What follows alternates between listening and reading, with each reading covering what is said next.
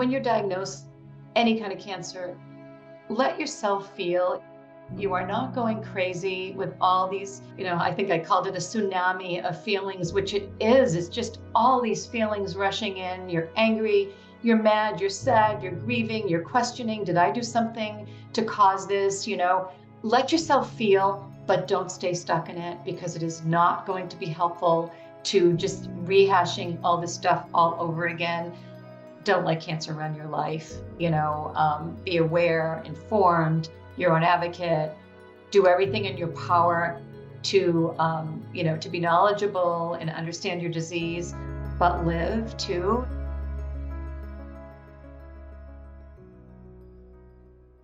So my name's Susan Kanoff. I live in the greater Boston area, about 25 miles north of Boston. I am married. I have 2 kids, 2 stepkids, and my daughter has a baby. I have a granddaughter who's 3.5.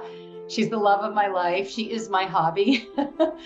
And I kind of have a bunch of different worlds going on in my life. I am the founder of a nonprofit. I used to be a social worker. I ran a program for low-income folks to help move them out of poverty.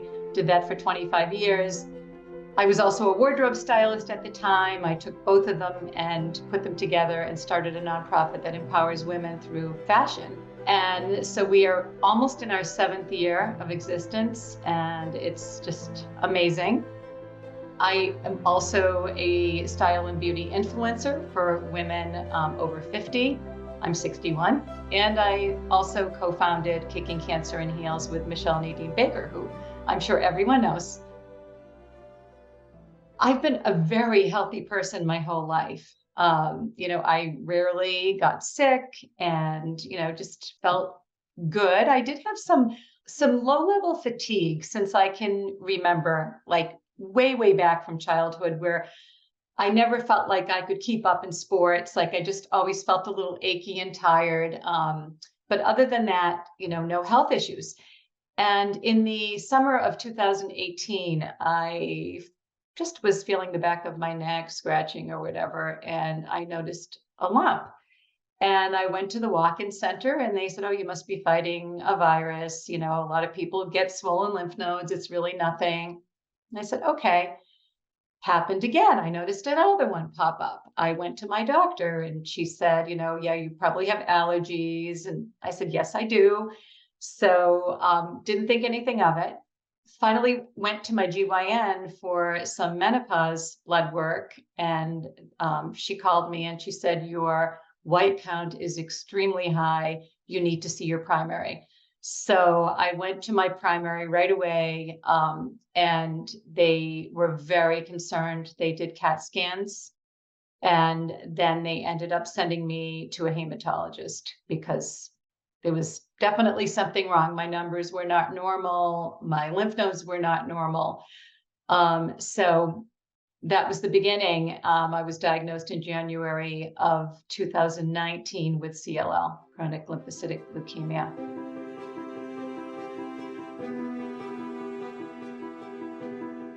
The doctor said, you have CLL. And she said, it's very rare. You probably have never heard of it. And I said, yes, I've heard of it. I've heard of it. My friend has it. And so I knew a lot about it. And my friend was doing very well at the time. She had gone a number of years without treatment. She was in a watch and wait. So it felt good knowing that she was doing so well and she wasn't in treatment. But I always thought it was so strange, because how could you walk around with cancer and not be treated? Like, how does that work? Isn't that kind of scary and weird? And I started locally at an offshoot of Dana-Farber that's in my area, but it's just not the same as Dana-Farber.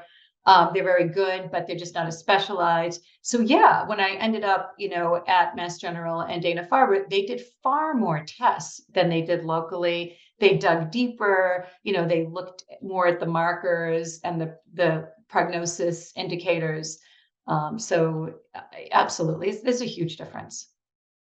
Being an informed patient is so important to me. Having the knowledge is power, doing the research, getting online and understanding your disease, know your disease, find a specialist. So it was really important to me to do the research and to see someone who lived and breathed CLL, who did the research, who was developing some of the drugs and the trials. And, it just became really important that I saw that top person who really knew everything about CLL.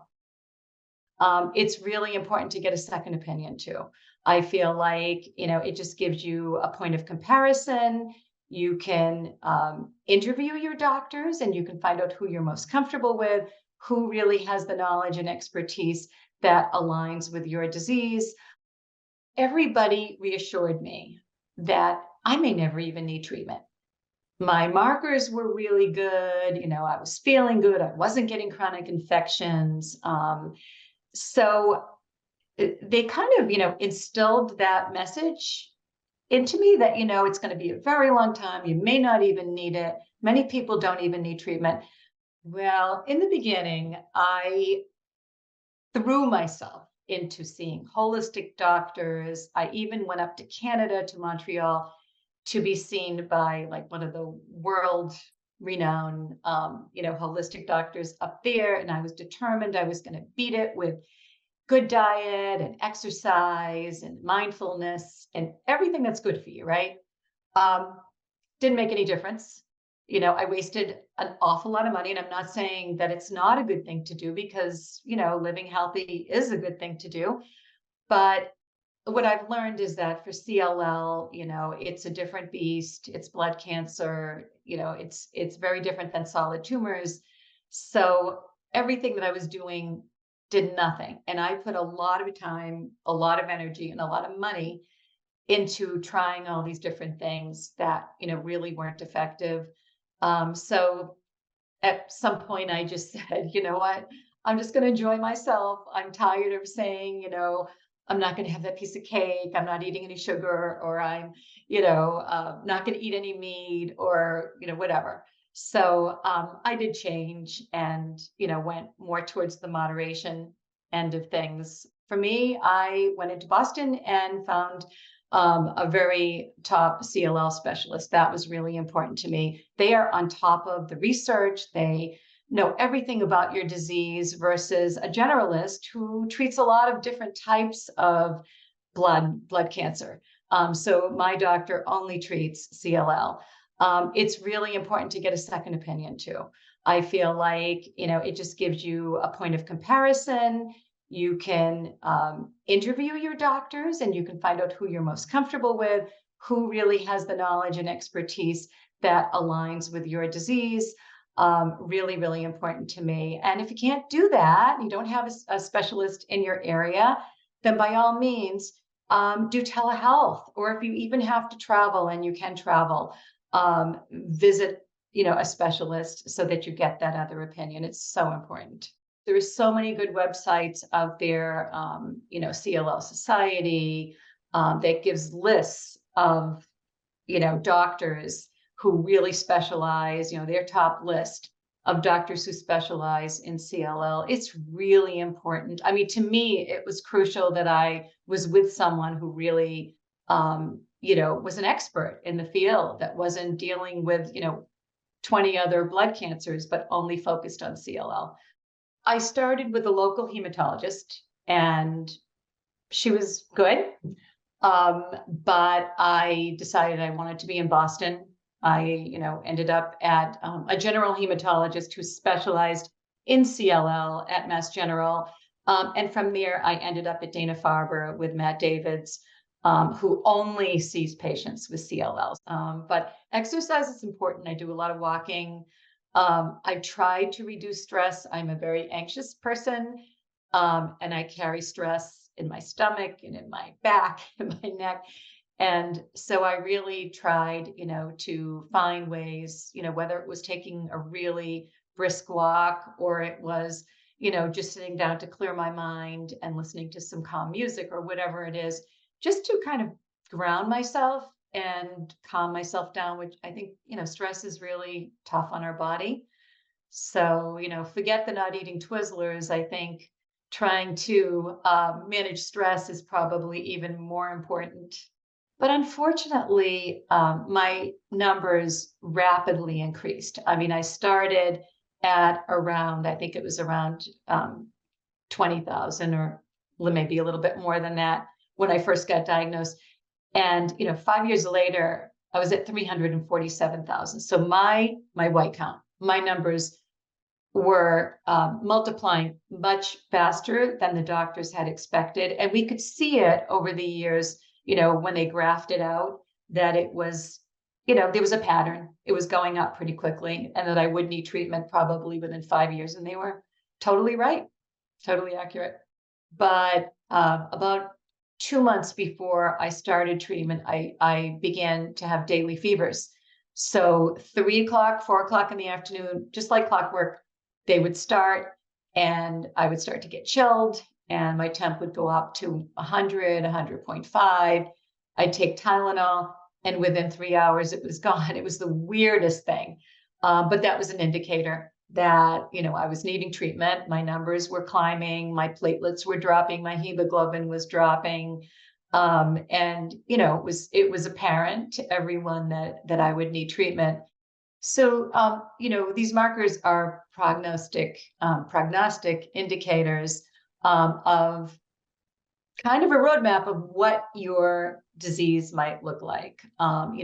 Treatment, what types of treatment might be more effective. If you're at higher risk, then they would like to see. So it's really kind of an assessment. And thank goodness we have these markers, available, the tests available, because it really helps the doctors navigate. I have 13q, which, no one wants to have any markers, but it's not the worst one to have. And I'm mutated, which is a very good thing. And then I have something which is very unknown. So they look for in CLL, they look for Notch1, which is a marker. It's a very bad marker. You don't want to have Notch1. I have it, but it's not specific to my cancer cells. So the doctors said to me, don't worry about it. Think about it as a weed. You pull it out. You don't know if it's a good weed. You don't know if it's a bad weed. So it's so rare. We really have no idea. But don't lose sleep over it, because we don't know. So, the markers have been really important for me as my treatment plan has, been put into place. They were able to figure out what the best course of action is for me. The treatment was scheduled for September of 2022.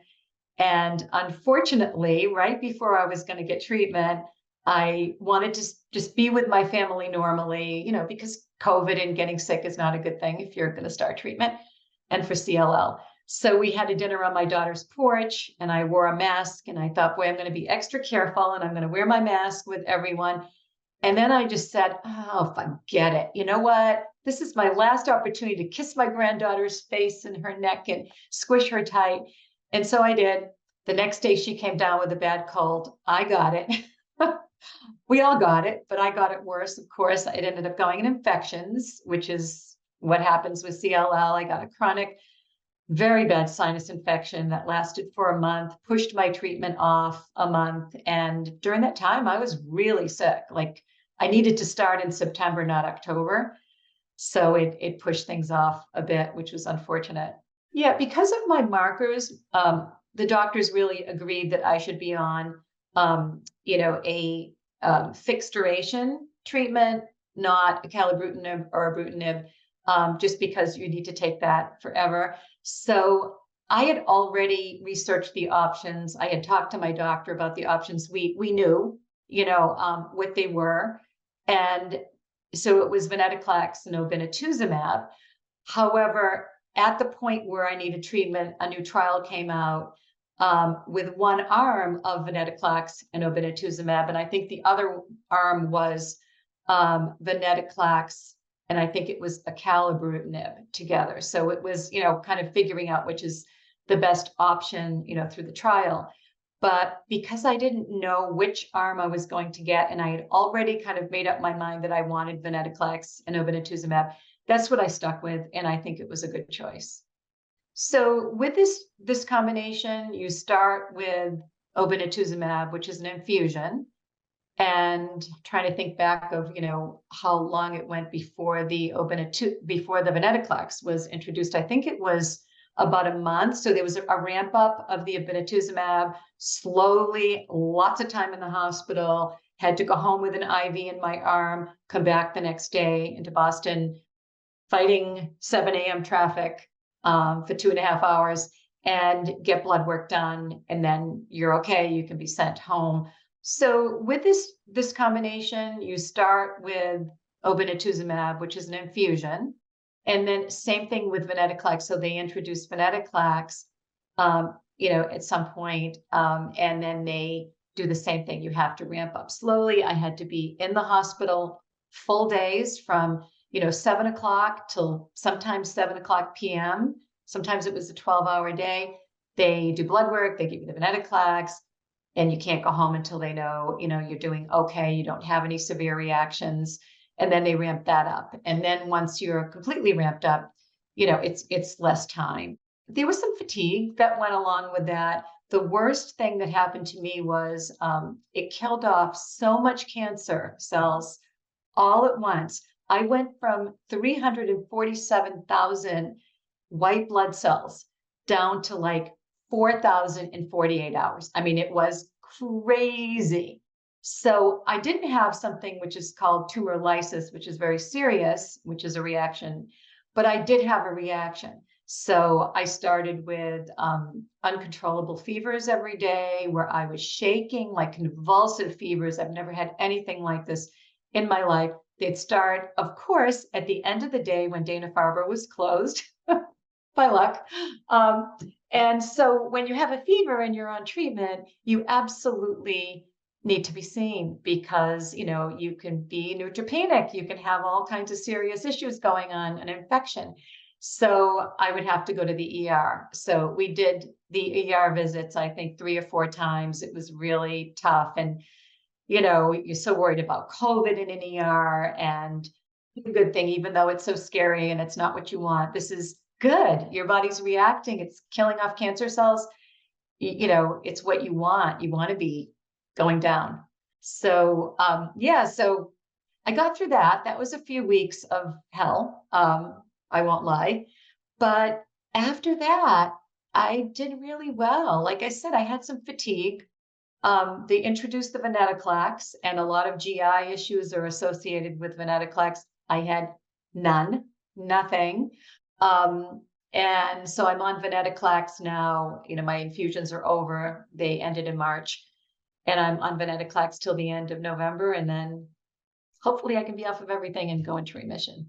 I'm going into Dana-Farber every 2 months. So 2 months for blood work. And then I don't know if I'm in remission. I don't know how long, it will be. They haven't told me yet. Could be 6 months, could be 4 months. I don't know. But it's I'm getting there. I'm seeing the light at the end of the tunnel. 2 months is very manageable right now. I won't know until the fall, probably late November, if I'm in remission, full remission, which would be amazing. So if I am, I'll be going off of everything, and I'll be kind of hopefully good for 5+ years. That's what the research is showing. There's an 85% chance of that, which is good. And even though I'm 61, I'm considered younger. So I think that's in my favor too, and I don't have other conditions, which is a good thing.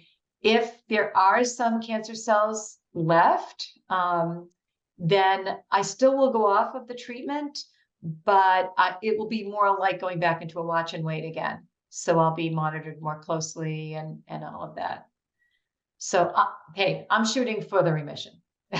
There's so many, trials going on. There's so much research going on. There's new drugs coming through all the time. And so my doctors basically said, like, let's get you into a long remission. Who knows, right? By then there could be a cure. We don't know. So I'm very hopeful. I mean, we've made huge breakthroughs in cancer treatments and research. So, I'm not going to be glass half empty. I'm going to be glass half full. I think there's just so many questions, that are important to ask your doctor.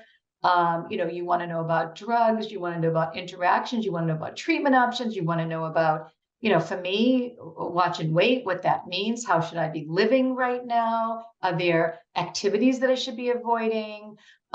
Foods that I should be avoiding, or foods that I should be eating? You could have a list of 100 questions, which I did. I keep a notepad, the notepad on your phone. And when I think of a question in the moment, I put it right in that notepad on my phone so that it's a running list, because so many times you might think of a question and then you forget it later.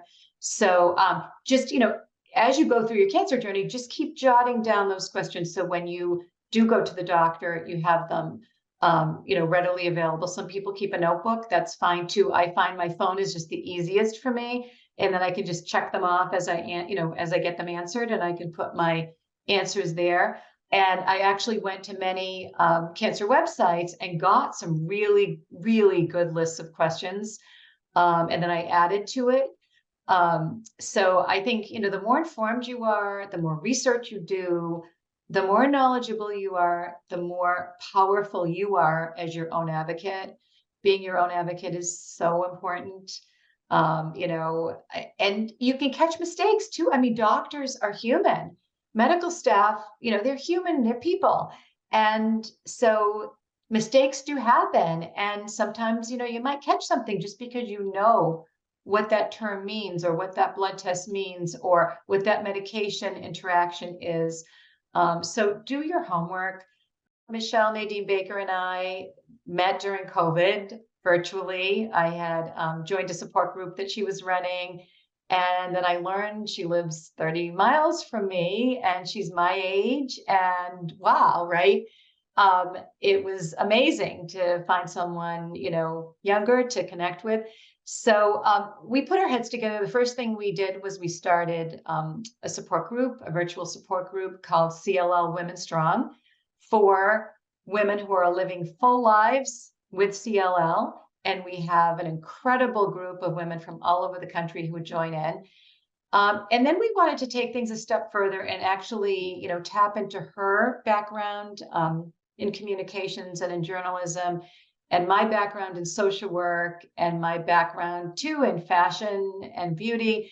And we kind of put it all together and we started Kicking Cancer in Heels, which is an online community for women who are impacted by all kinds of cancer, to bring hope and inspiration and resources. We do interviews, Instagram lives with everything from women who have started businesses during their cancer journey, to makeup tips, to a little bit of fashion, to stress management. And we share, like we share some stories too. And it's just become this incredible community. And we also, offer it to everyone, whether you have cancer or not, but also to people who might have someone in their lives, a woman in their lives with cancer. So it could be a friend, could be a mom, so it's really kind of all encompassing. When you're diagnosed any kind of cancer, let yourself feel. You are not going crazy with all these, I think I called it a tsunami of feelings, which it is. It's just all these feelings rushing in. You're angry, you're mad, you're sad, you're grieving, you're questioning, did I do something to cause this? Let yourself feel, but don't stay stuck in it, because it is not going to be helpful to just rehashing all this stuff all over again. I guess the other thing is just, don't let cancer run your life. I mean, I have cancer. I am not cancer. And, it is not my identity. And I can still be happy and live a full life with cancer. And, it's really important. I think it can be depressing to know that you have something very serious. I have to push myself. I'll be honest, I can get really stuck in it. My husband calls me glass half empty. And sometimes I can be. So I really have to work hard. And I think self-talk is so important. And doing things, finding things that make you happy, exercising, being with your community, whether it's over Zoom or it's in person, friends and family who are supportive of you, is so important. And keep them close and tap into your resources. You really want to have that person when you're feeling lousy to call and have them, talk you off the cliff. Even though I can't do things like go to big weddings or big parties or, we found ways to have fun and to bring joy to our lives. Get creative and try to find ways to bring joy to your life and happiness, because life is short for all of us. No one knows what next 5 seconds are going to bring. So, just live your life and enjoy your life. Whether you have a family locally, or you don't have a family, that is supportive, find your tribe, find your family. It can be friends, it can be neighbors. Find people who can support you.